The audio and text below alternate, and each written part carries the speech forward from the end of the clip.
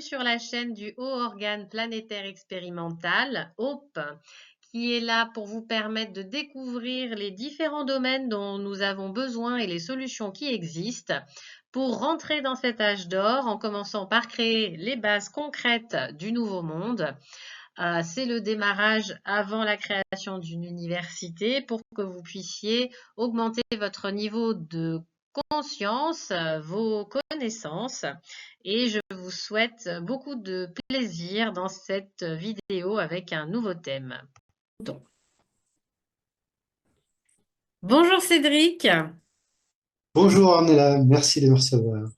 merci d'être avec moi. Alors aujourd'hui, on a décidé ensemble de vous parler d'un thème qui nous tient à cœur tous les deux. Et on s'est dit que c'était le bon moment. On est en février 2025. On est un peu tard pour la nouvelle année, mais pour le nouvel an chinois, ça passe encore. Mais comme c'est la période pour Mika, on va vous expliquer pourquoi c'est le bon moment de vous mettre au crypto cette année et en quoi ça va être une bonne résolution. Qu'est-ce que t'en penses, Cédric? Exactement, exactement. Si vous en avez déjà entendu parler jusque-là, à vous de faire votre choix et dès maintenant, c'est une très bonne résolution pour la nouvelle année. Alors, je vais partager un support pour vous aider que j'ai préparé, que Cédric a revu avec moi. Vous aurez dessus pas mal d'informations. Vous pourrez arrêter la vidéo et prendre le temps de la regarder. Ce qui fait que comme ça, avec Cédric, on va pouvoir avancer sur les sujets essentiels. Donc, moi, je considère que voilà, ça fait partie des outils du nouveau monde. Et on voudrait mettre un peu l'accent avec Cédric sur le fait que pour nous, il y a à la fois un nouvel outil qui est disponible et que cet outil, c'est aussi l'occasion, pour ceux qui ne l'ont pas encore fait, de changer votre état d'esprit aussi et votre relation par rapport à l'argent. Et on va essayer de vous expliquer justement un peu qu'est-ce que c'est l'argent aujourd'hui, parce que parfois on connaît ça assez mal, hein, Cédric. Et on s'est dit, voilà, qu'est-ce que Exactement. c'est C'est du coup quelque chose les qu'on cryptos. utilise tous les jours sans Mm. forcément savoir d'où il vient, comment Ouais. il est créé, comment il circule. C'est très intéressant de connaître ça. Voilà, comme ça, vous aurez un tableau de ce qui se fait aujourd'hui, la transition qui est en cours et vers quoi on peut aller, parce qu'il y a plusieurs scénarios possibles, hein. Un outil, c'est un outil. Et on va essayer de vous clarifier tout ça. On va rester dans un niveau, je veux dire, très simple. On va essayer de vulgariser pour que vous ayez une vue d'ensemble, hein. C'est ça l'objectif. Alors, Cédric, je vais te laisser la parole, si tu veux bien un petit peu te présenter. Alors oui, merci Ornella. Jusqu'à présent, j'ai expérimenté toutes les manières possibles de travailler pour les autres, avoir un emploi comme salarié, avoir un emploi comme intérimaire. J'ai fait même des solutions un petit peu plus exotiques, comme le portage salarial. Enfin voilà, j'ai exploré toutes les manières. Et aujourd'hui, depuis la moitié de l'année 2022, je suis indépendant, auto-entrepreneur. C'est très challengeant, mais ça permet effectivement de beaucoup mieux comprendre comment est-ce qu'on met son énergie pour répondre à nos besoins et beaucoup moins les besoins des autres. Les autres, c'est l'entreprise ou même en allant plus loin, le gouvernement. Donc ma philosophie est très différente aujourd'hui en tant qu'entrepreneur hein, et indépendant.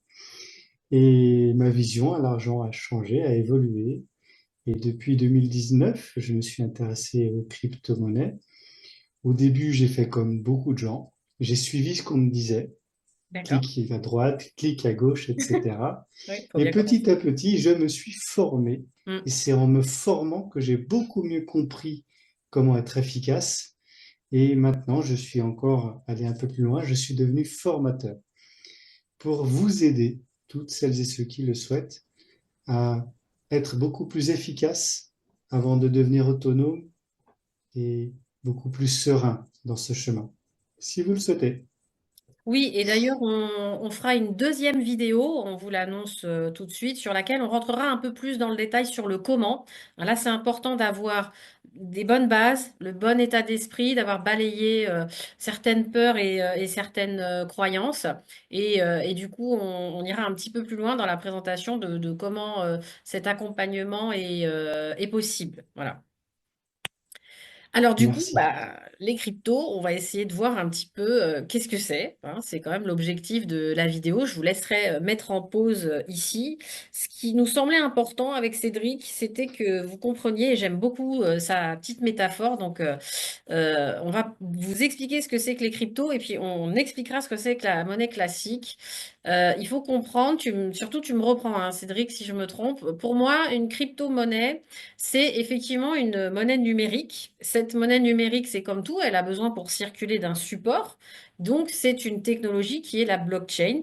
La blockchain permet de faire circuler de manière transparente et sécurisée des données. Voilà, donc du coup, l'argent, la crypto-monnaie, ce serait une donnée, mais ça peut être un document, ça peut être autre chose. Et le principal intérêt, c'est que ça va très vite de faire circuler ça. Il y a la transparence, la sécurité, mais les frais sont beaucoup plus légers. Il peut y avoir une diversité en fait des intervenants qui peuvent créer des cryptos, faire circuler ces cryptos, contrairement à l'ancienne finance. Et puis, donc, la plus connue, effectivement, la première qui a vraiment eu du succès, ça a été Bitcoin. Il faut savoir que ça date déjà de début 2009, hein. Donc, bon, voilà, on est février 2025. Donc, aujourd'hui, on sait que c'est quelque chose de viable et tout le monde va devoir s'y mettre. Donc, pour vous aider à vous y mettre, on va vous dire pourquoi vous devez vous y mettre, qu'est-ce que ça va vous permettre de faire avec les avantages et les inconvénients.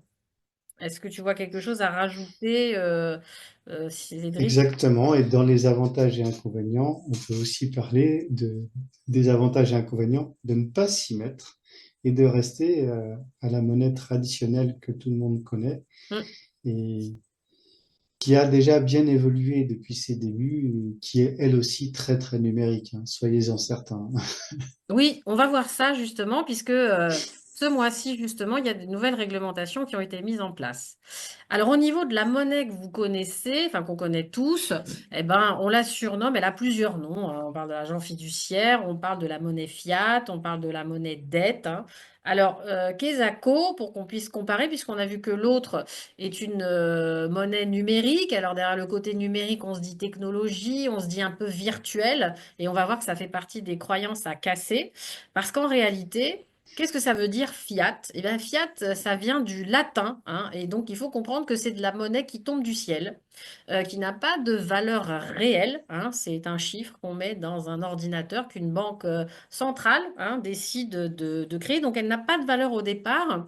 Et en réalité, quand on se rend compte comptablement et économiquement comment elle est créée et comment elle circule, je vais laisser Cédric vous expliquer un petit peu sa métaphore qu'il vient de me partager, que j'ai adorée, sur qu'est-ce que c'est que cette monnaie fiat, hein, métaphoriquement parlant.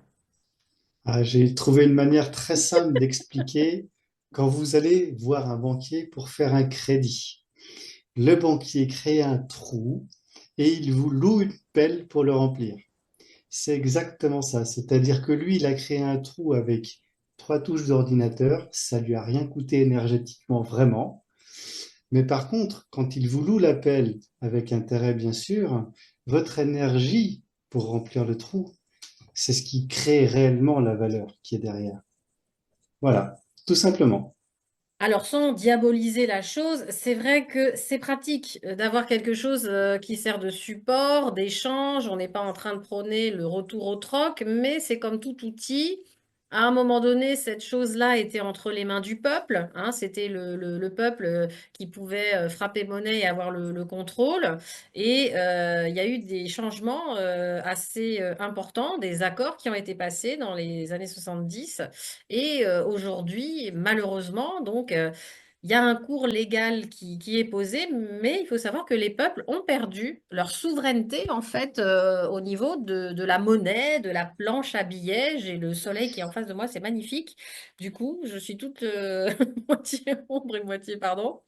Donc en fait, c'est simplement que le cours légal est déterminé et en fait, c'est centralisé, hein. On appelle ces monnaies centralisées puisque ce sont des banques centrales qui en font la création, la circulation et qui déterminent justement ces taux, ces fameux taux auxquels elles prêtent ensuite à l'État et aux banques nationales et donc qui incluent les taux auxquels vous-même vous allez pouvoir emprunter, les taux sur lesquels vous allez pouvoir récupérer sur vos livrets, vos assurances, etc. Bon.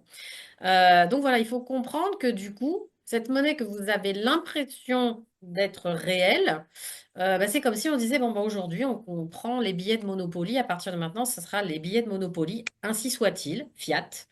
Et puis, on décrète que mon billet de Monopoly, je peux acheter telle et telle valeur avec ça. C'est exactement ça. Donc en réalité, les Oui. nouvelles Et je monnaies pourrais numériques, compléter, je voilà. pourrais compléter en précisant que même la BCE a Mm, l'obligation légale, c'est écrit dans ses statuts, de rendre la monnaie qu'elle crée déflationnaire de 2% par an. mm. Donc, si vous avez 100 euros au 1er janvier, sachez que vous en aurez que 98 euros 31 décembre. Et c'est normal, c'est le principe même de la BCE qui a émis ce billet de 100 euros. Voilà, donc on ne va pas rentrer dans trop de détails techniques, Oui. hein, mais vous pouvez la revoir plusieurs fois et lire en détail ce qu'on vous a mis sur le PowerPoint.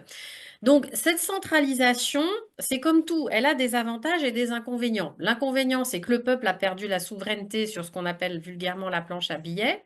On a effectivement cette monnaie qui en réalité est une monnaie dette et n'est pas une monnaie réelle comme avant où il y avait un équivalent de quelque chose de physique qui pendant très longtemps, bien entendu, a été de l'or.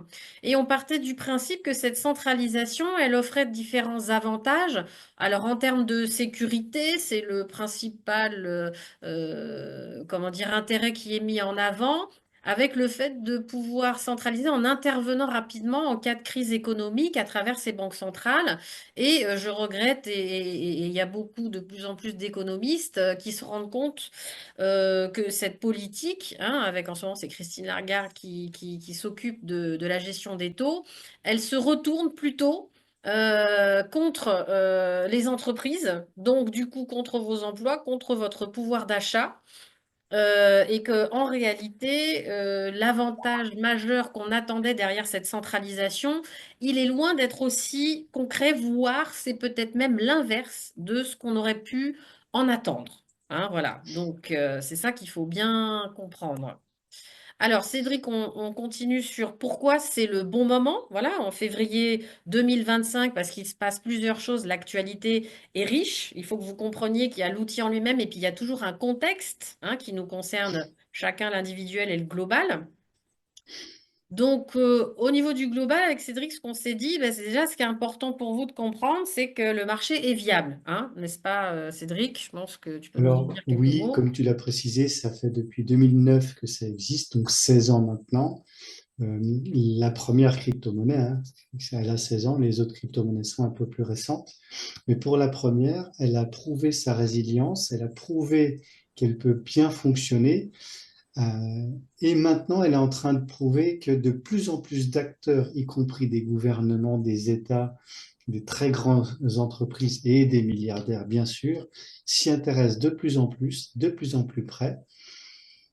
Donc, si vous n'avez pas encore pris le train jusque-là, c'est peut-être le bon moment de réfléchir avant d'y monter dedans, parce que il y aura de plus en plus d'acteurs qui vont y faire confiance. Donc, pourquoi pas vous?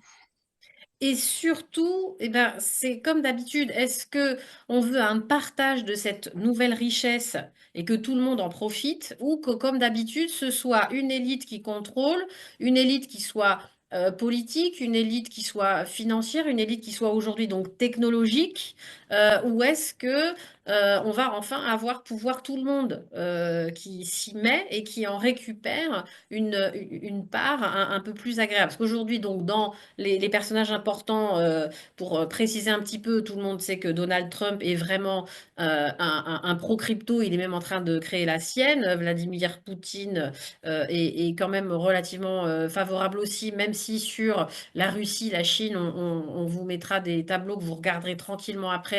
Vous verrez qu'il y a quand même des différence. Et on a des pays qui ont même adopté la crypto comme réserve de valeur. On a El Salvador et puis on a aussi les États-Unis, puisque Trump garde certaines créances de manière volontaire qui certains font en Bitcoin. BlackRock, qui est le fonds numéro un de pension dans le monde, commence à investir. Donc si eux, ils y vont, ben, évitez d'y aller une fois qu'ils auront pris le gros du gâteau. Allez-y maintenant. Nos propres banques, ça y est, s'y mettent. On a maintenant une harmonisation qui est en train de se faire avec une nouvelle norme ISO où il y a une modernisation qui se fait de la finance ancienne et une adaptation de sorte qu'on a ce qu'on appelle des cryptos, hein, qui sont un peu convertissables très très facilement entre les anciennes et les nouvelles monnaies, avec une liste qu'on vous a communiquée, le lien de la norme, vous pourrez la regarder en détail. Donc il y a déjà une harmonisation qui va permettre de faire cette bascule, puisqu'in fine, il ne restera plus que la nouvelle finance, l'ancienne vraiment va disparaître et ça va de plus en plus vite. Plus vous vous y mettez tôt, plus vous aurez de facilité à y aller. Plus vous attendez tard, plus il y aura de textes de loi, de produits, de complexité, et ça va vous paraître insurmontable. Alors que si vous y allez maintenant et tranquillement, avec l'usage que vous en ferez, inutile de tout savoir, hein, c'est un des pièges, Cédric, on est d'accord. C'est complexe, mais Exactement. n'apprenez que ce dont vous avez besoin. Comme tous les outils, quand vous montez dans votre voiture, vous ne savez pas parfaitement comment fonctionne le moteur et pourtant, ça ne vous empêche pas de prendre votre voiture pour vous déplacer. Internet, c'est un autre outil que vous utilisez tous les jours sans forcément connaître tous les rouages, comment ils fonctionnent. La blockchain et les crypto-monnaies, c'est pareil. Ce sont des outils. À vous de savoir le minimum nécessaire pour pouvoir les utiliser et plus si vous en avez envie, puisque vous pouvez aller très très loin dans la compréhension de ces outils. Tout à fait. Alors, on avance, on vous laissera lire ça tranquillement. C'est un petit peu plus de détails sur cette nouvelle norme ISO.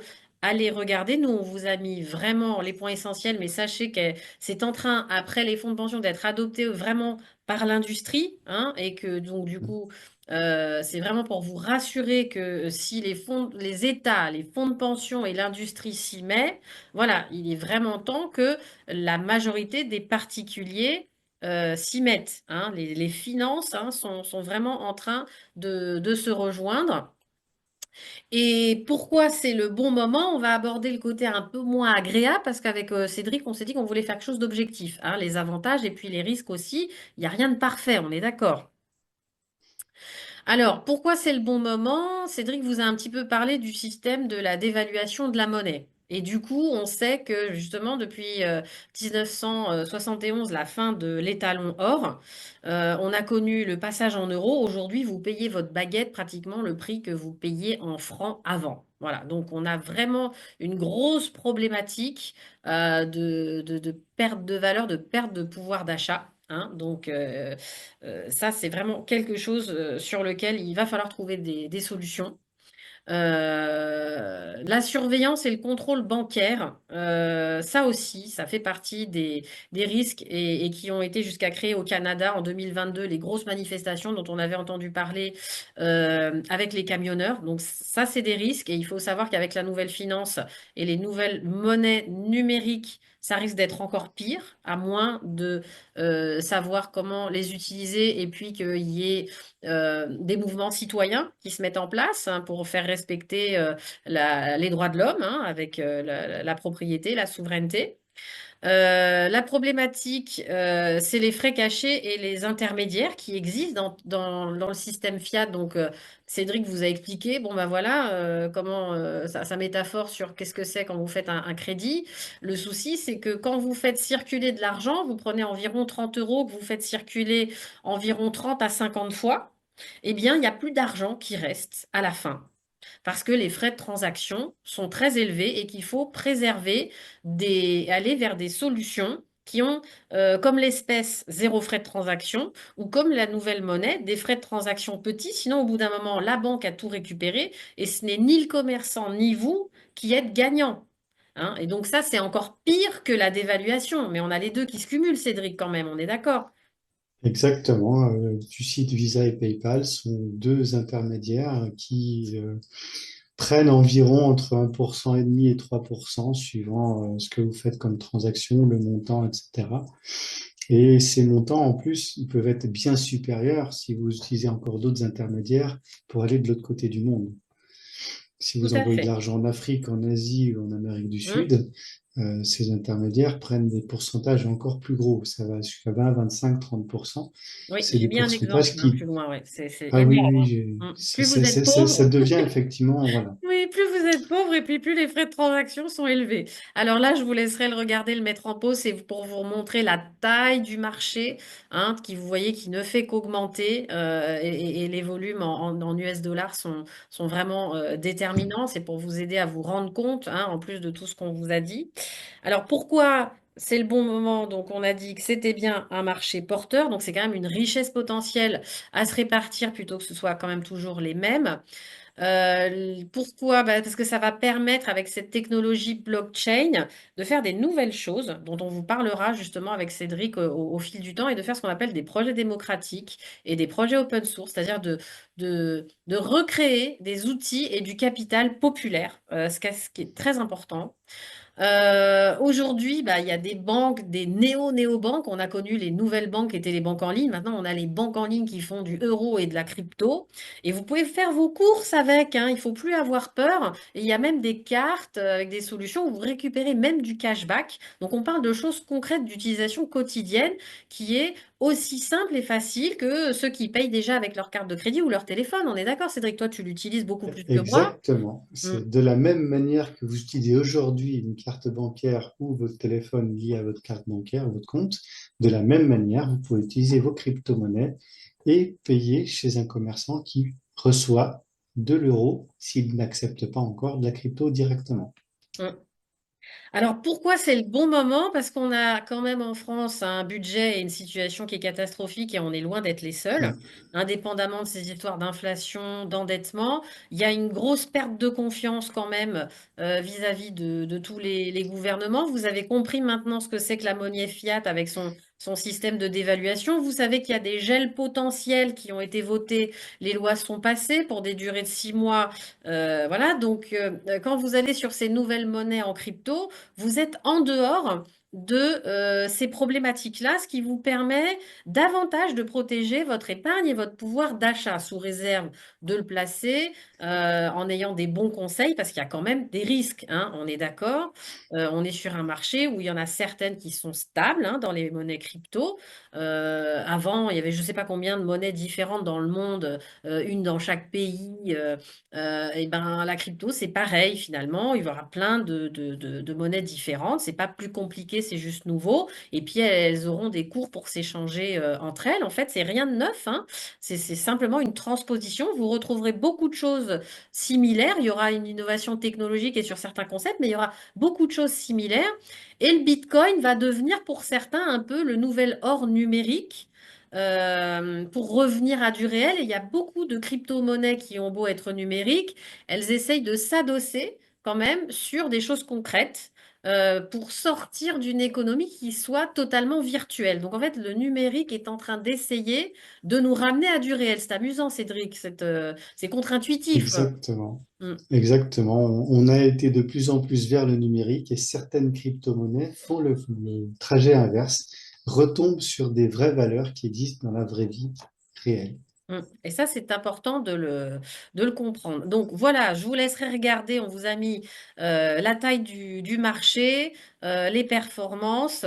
Alors c'est vrai que parfois, notre petite tête n'est pas au bon endroit. Donc vous voyez, hein, 385% sur le Bitcoin versus l'indice Standard Poor's 500, hein, qui est un récap des plus grandes valeurs qui lui a fait 75% sur 5 ans. Donc vous voyez que c'est des marchés où ce serait dommage de se priver de certaines plus-values tout en faisant quand même attention et en se renseignant, bien entendu. La croissance et la taille du marché est énorme. Et vous voyez la différence sur les coûts sur un virement SEPA ou PayPal ou carte bancaire versus ce que vous allez payer sur de la crypto, hein. Je pense que les chiffres parlent d'eux-mêmes. Il n'y a pas besoin d'y passer 3 heures. Alors, le pourquoi, c'est-à-dire quel serait le but, hein, après avoir examiné les bonnes raisons de le faire, eh ben, l'objectif, ce serait de comprendre pour vous que voilà, il y a des nouvelles normes qui passent. 2025, c'est une année importante, hein, Cédric, hein. On a quand même plusieurs choses C'est qui une année se passent, hein. charnière. Mm. Donc, on a MiCA. Qu'est-ce que ça veut dire MiCA? Donc, je vous ai mis la traduction. Market in Crypto Asset. C'est l'obligation, hein, de vous enregistrer et le contrôle de certaines monnaies, de votre identification et de vos données, parce qu'auparavant, c'était un marché qui était complètement libre, hein, où la notion de liberté et de souveraineté était revenue. Et là, on voit justement, et c'est très fort en Europe, bon, en Chine, n'en parlons pas, la Russie, c'est assez costaud, mais versus les États-Unis ou d'autres endroits, il y a vraiment un mouvement très fort en Europe qui est en train de se poser. Et l'objectif n'est pas de dériver vers des choses comme le crédit populaire chinois qui est complètement à l'encontre des droits de l'homme, hein, tout simplement, liberté et propriété.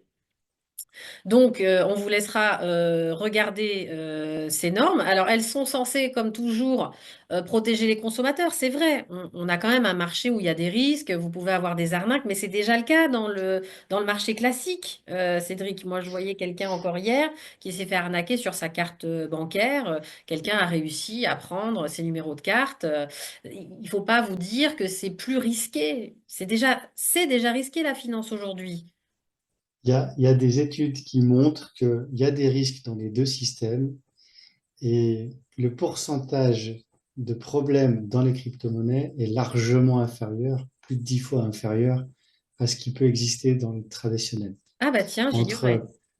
Entre, entre le financement du crime, certains vous parlent de financer le crime, Mm. entre les possibilités de se faire arnaquer, entre les arnaques au compte bancaire, tout confondu. Mm. Il existe plein d'analyses qui ont été faites par beaucoup de sociétés. Vous pouvez tout retrouver sur Internet.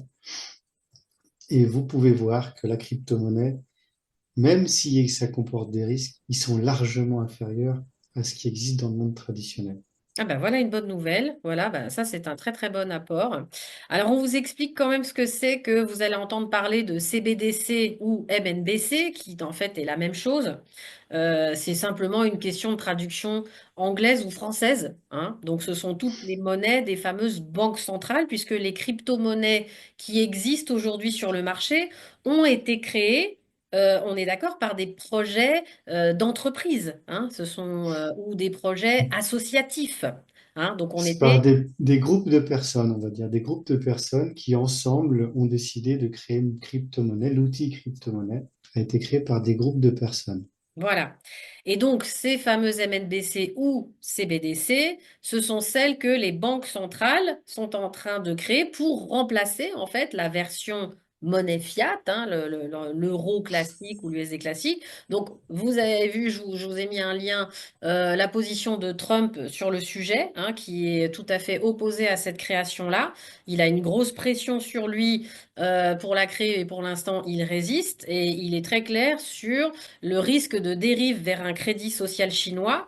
Et il faut bien que vous compreniez que la différence fondamentale, c'est que c'est contrôlé par la Banque centrale avec une traçabilité totale, hein. Donc ça veut dire que tout va circuler avec des frais de transaction, tout va circuler en toute transparence, on saura absolument tout. Et le souci, c'est jusqu'où ça peut aller, hein. Parce que ce sont des monnaies qui sont programmables. Hein, ça veut dire qu'on peut fixer certaines conditions. Euh, voilà, vous pouvez utiliser tant, ou il faut faire ci, il faut faire ça, sinon votre argent est bloqué, il est éliminé. C'est assez particulier. Il faut vous rendre compte de ça. Mon objectif n'est pas de créer, de générer une peur inutile. Et puis, il n'y aura pas que ces monnaies-là, il y aura toutes les autres cryptos qui vont exister. Mais justement, ne regardez pas que les monnaies des banques centrales, parce que sinon, on va se retrouver à nouveau dans un système centralisé avec une technologie encore plus puissante.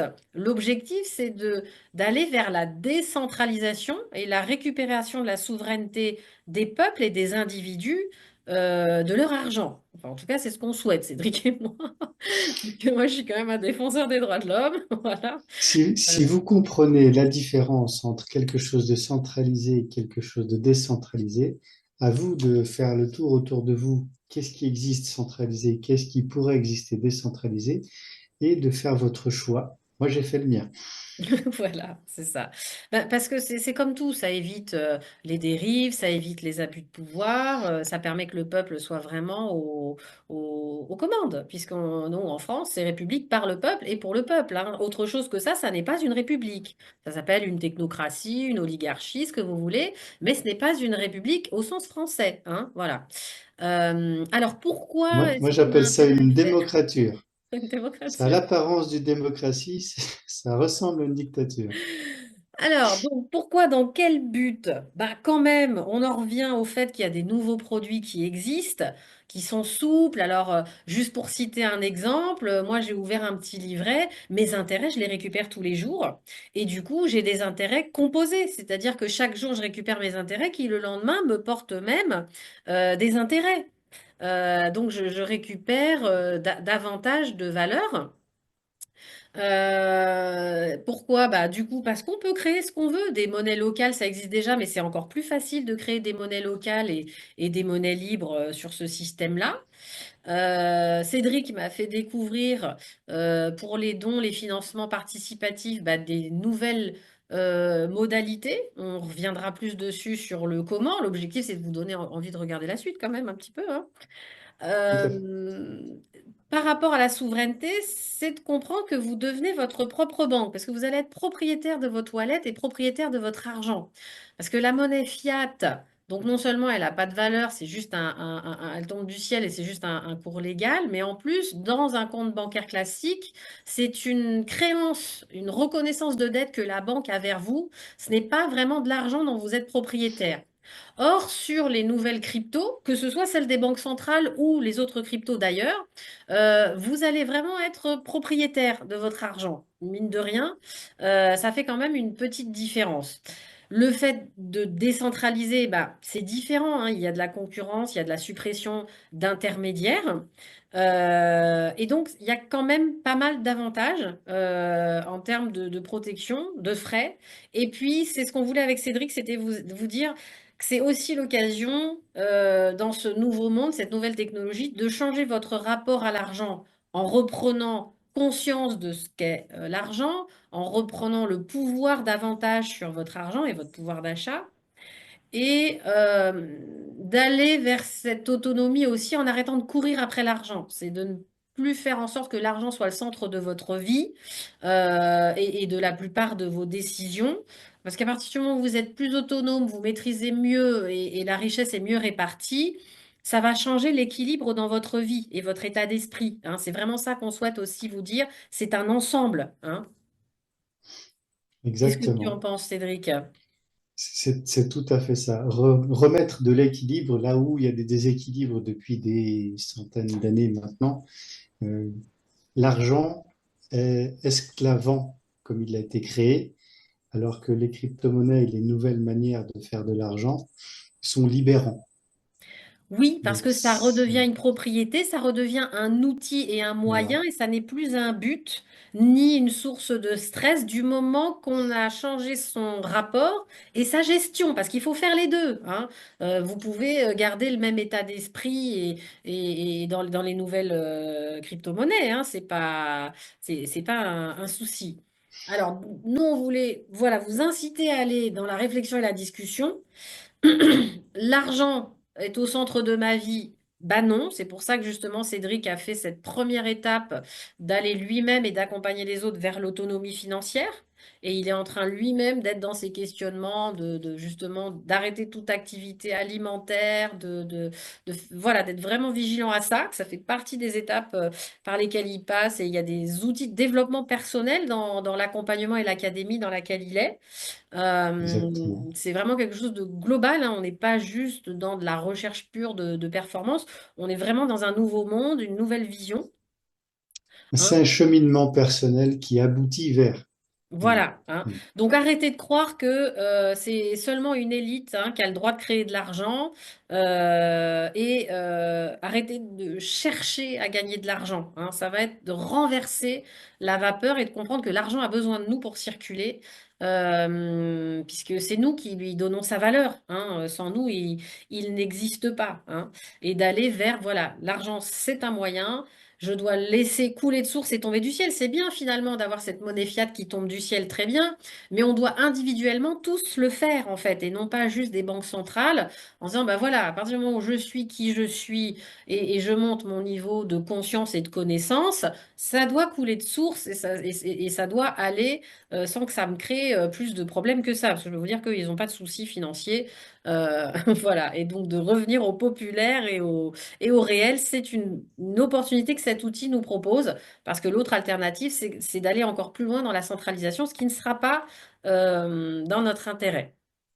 Là, je vous laisserai regarder un exemple, donc justement ce que disait Cédric avec Western Union, vous voyez les frais versus le Bitcoin, hein, c'est juste hallucinant la différence entre les deux, hein.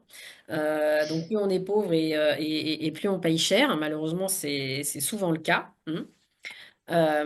Et Je voulais juste aussi préciser que là, oui, tu dis que c'est un pourcentage. Dans les crypto-monnaies, c'est pas forcément un pourcentage. Que vous envoyez 100, 1000, mm, 10 000 ou 100 000, oui, ça peut être le même montant. C'est pas d'accord. un pourcentage. Les 0,01 centimes, c'est le même montant. Ah oui, d'accord. Très bien, oui, oui, parce que c'est vrai que moi, Oui, je fais pas encore oui. énormément de transactions, je m'y mets par étapes, hein, moi aussi, ouais. Alors, les fausses idées que vraiment, vraiment, on voudrait vous aider à vous débarrasser, c'est trop tard. Non, bah au contraire, hein, c'est vraiment le bon moment, hein. Je pense qu'on a essayé de vous le faire comprendre, hein, Cédric, tu confirmes. On essaye. Oui. C'est trop compliqué. Bah, ça aussi, comprenez que bah, vous aurez aussi des comptes avec de l'argent, avec des cartes et avec des livrets. Vous savez déjà faire. Donc, si vous avez vraiment peur, vous avez le moyen de vous faire accompagner. Donc, il y a plein de solutions Oui.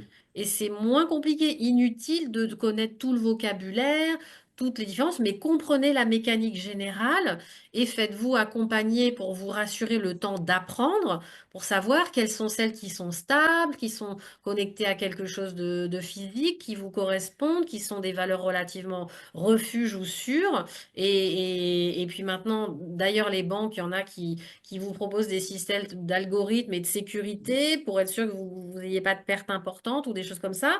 Donc voilà, le c'est trop compliqué.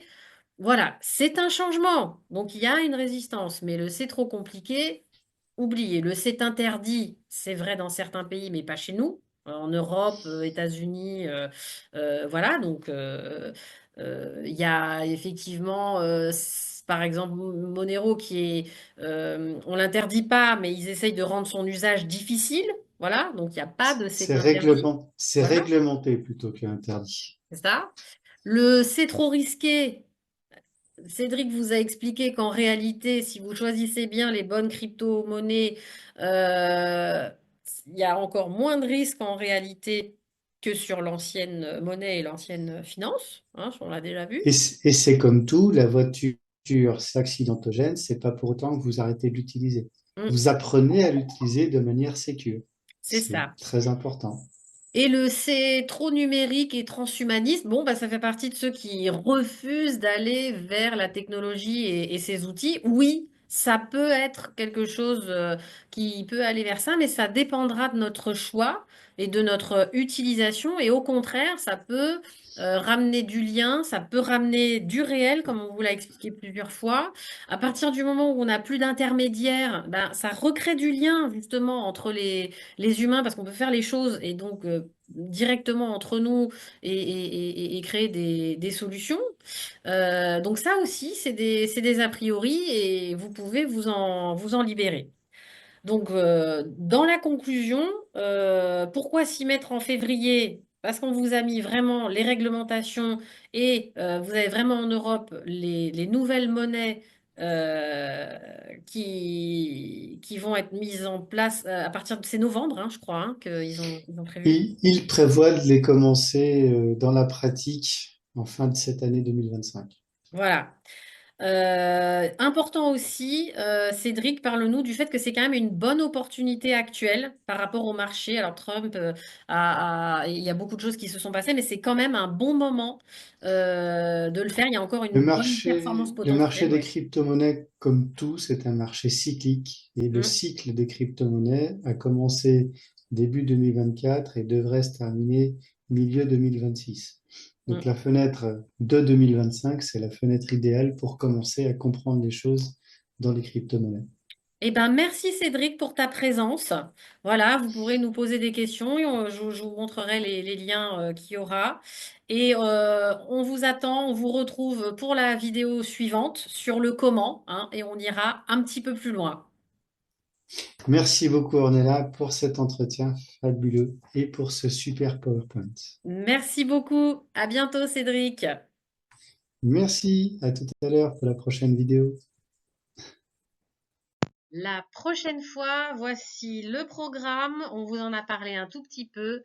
Quelle est l'académie dont fait partie Cédric avec son positionnement très original sur la partie technique, hein, la crypto, la blockchain, mais aussi les outils de développement personnel, l'ikigai, le rapport à l'argent, puisqu'on est vraiment dans le nouveau monde. On reparlera un peu de Use Naturalis pour ceux qui veulent le découvrir sur la chaîne. Vous avez la présentation du créateur et du projet qui est une solution justement open source souveraine.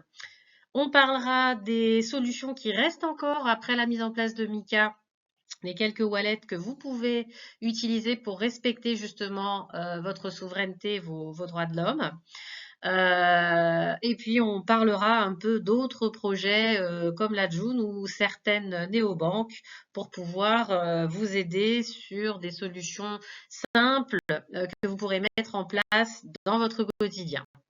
Merci beaucoup d'avoir suivi cette vidéo. Je vous dis à bientôt. Pensez à liker si vous avez apprécié, à partager si vous connaissez d'autres autour de vous qui pourraient être intéressés. Et puis, bien évidemment, vous pouvez me suivre dans la chaîne du Nouveau Monde qui couvre beaucoup de domaines. Et je vous remercie. Je vous dis à très vite dans l'amour et l'unité.